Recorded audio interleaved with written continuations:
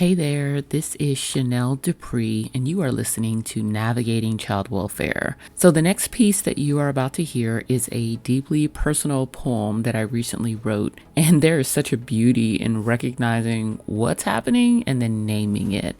And so, the piece that you're about to hear is centered around the relationship that I've had with diversity, equity, and inclusion, because I know that this piece resonates with so many who are grappling with the world that we're living in now and what it means as you do this work, how you can still infuse humanity and dignity into the work that we're all doing with families. And so it's very much connected to child welfare, and specifically it's connected to the work that I'm doing with the history of child welfare by race, Skin Deep. I created this online course and a workshop for organizations to really elevate their cultural awareness, bravery, and connection. And so it's heart work, it's head work, it's all the things. And in the middle of this work, like so many of you, I've had to grapple with my relationship to this work. And so what you're about to hear is that ongoing discussion and the conclusion, and really just a recommitment to doing this work of justice and equality for all. And so as you listen to this piece, I want for you to really think about how it connects to the work that you're doing.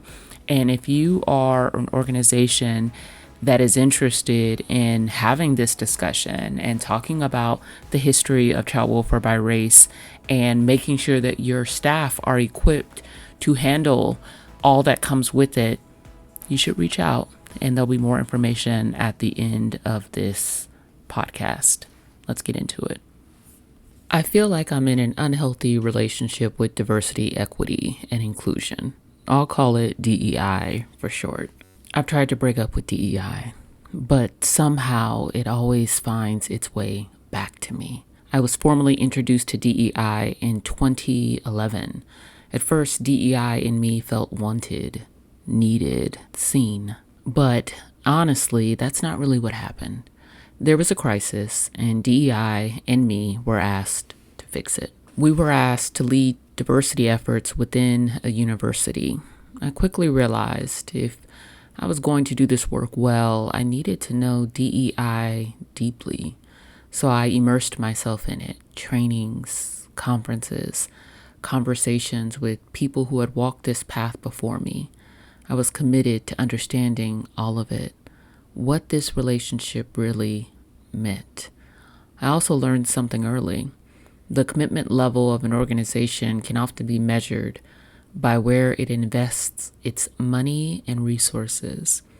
So I asked for DEI and me to have what we needed to succeed. They agreed. We were thrilled.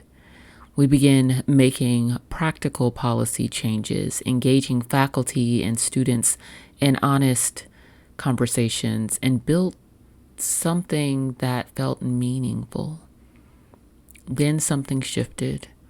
We slowly stopped being invited into important conversations. Our budget was cut. Long before remote work became normal, our office was taken without discussion or a real explanation. It was the first time I realized an organization can love the appearance of change more than the work of changing. We got the message. The emergency had passed, and DEI and me were no longer needed. We could stay. Maybe. But staying meant having no real place, little support, and almost no influence. So we left. DEI and me felt used, disposable, like a project whose funding cycle had simply ended. After that, I tried to leave DEI behind. I promised myself I would never again build a career around our relationship. When DEI came looking for me again, I ignored it. Instead, I started working directly with families. That's when I began seeing things I couldn't unsee. Something wasn't right. I couldn't explain it yet. I just kept seeing it. Families were treated differently, sometimes because of their race, sometimes because of their income, sometimes because of their education, like ability, perceived trustworthiness, or whether someone believed they were redeemable.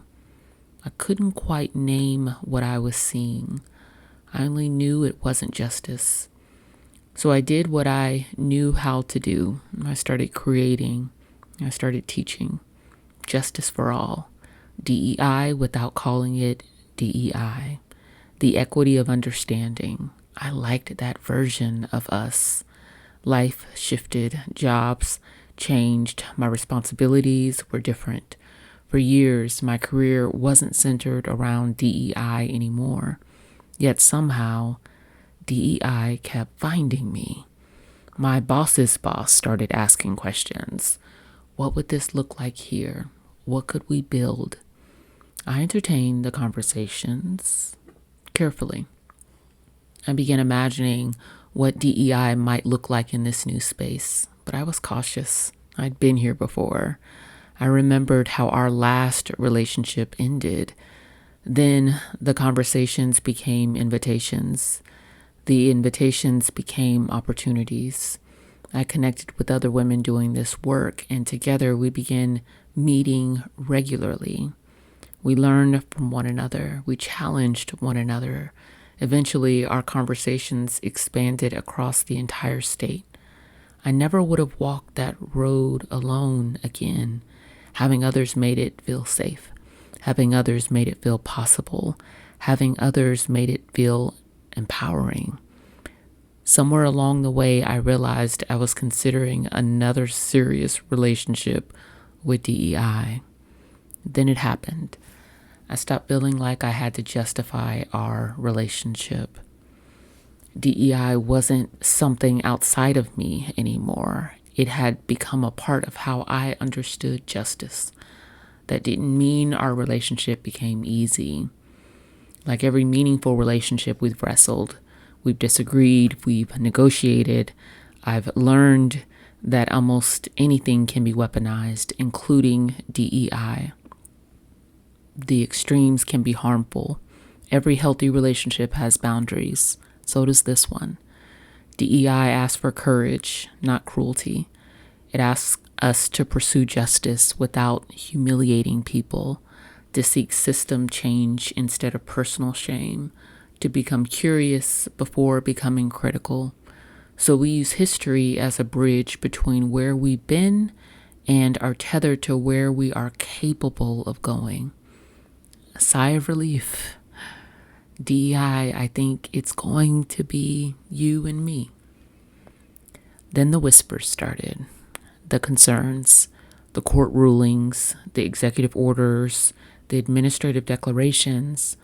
The tide seemed to turn almost overnight. DEI and me had another decision to make. Do we shift gears or do we weather the storm? One day I finally sat down with DEI. How do we survive, I asked, when people won't even say your name anymore? It feels like they're trying to erase you and me. This is exhausting. That's when I saw it. They associate DEI with being unqualified, undeserving, but only for certain groups. It felt painfully familiar. History has shown us that injustice often begins by dehumanizing people first, by making them other. Then we can do and say anything to them. DEI, I continued, I'll be honest. My heart hurts when they mock you. My brain hurts when I hear the phrase DEI hire used to imply incompetence. There is a certain manipulative brilliance of deeming an entire group unworthy. Then it happened. Fear arrived.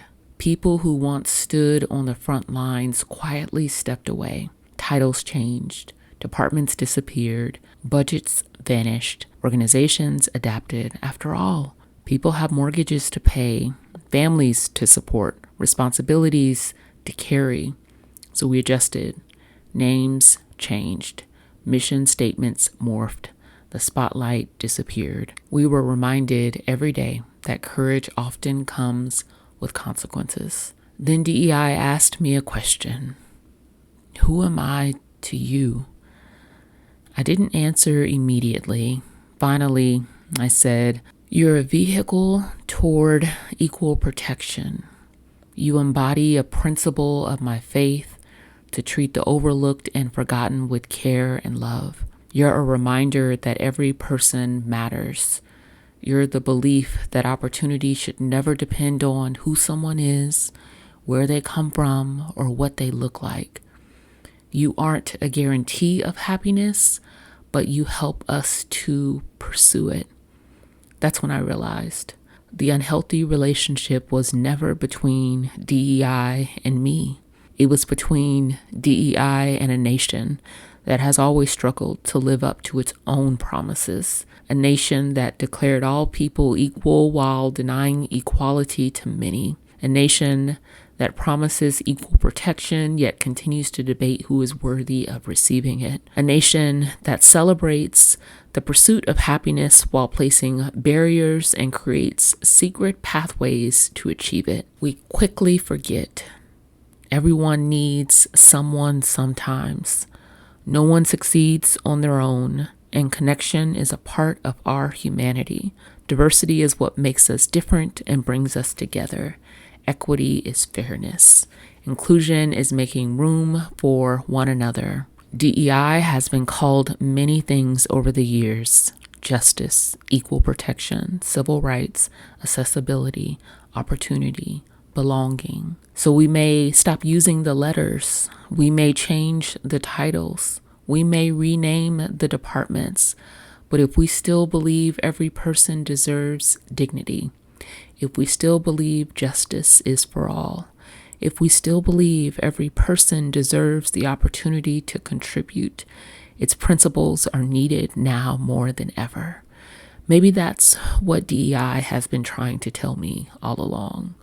This relationship was never just about DEI and me. It was about DEI and America, and whether we will become the nation we have always dreamed we could be.